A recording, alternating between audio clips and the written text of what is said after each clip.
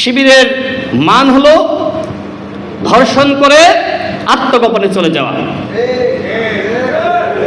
শিবিরের একজন কেন্দ্রীয় নেতা একজন নারীকে বিয়ের প্রলোভনে একের পর এক ধর্ষণ করেছে, তার ভ্রূণ নষ্ট করেছে, এরপরে আত্মগোপনে চলে গেছে। বিয়ে করবে না, এই জন্য বিয়ে করবে না,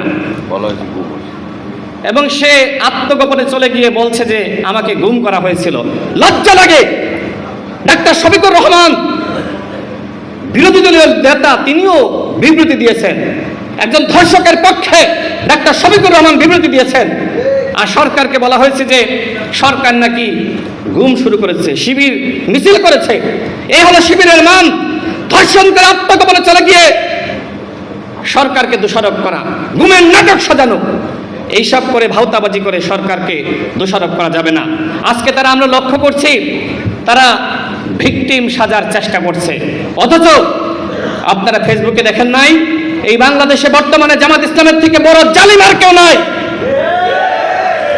তারা এখন কথায় কথায় গালিগালাজ করে, আমাদের বাক স্বাধীনতাকে হরণ করতে চায়, আমাদের বিরুদ্ধে নানান অপপ্রচার।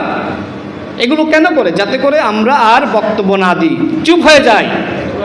জামাত ইসলাম এবং এনসিপির যে ন্যারেটিভ, সেই ন্যারেটিভের বিরুদ্ধে আমরা যাতে কথা না বলি, এই জন্য তাদের একমাত্র হাতিয়ার হলো গালিগালাজ।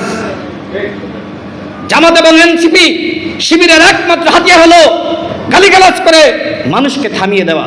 কিন্তু আমরা কি থেমে যাবো বন্ধুগণ?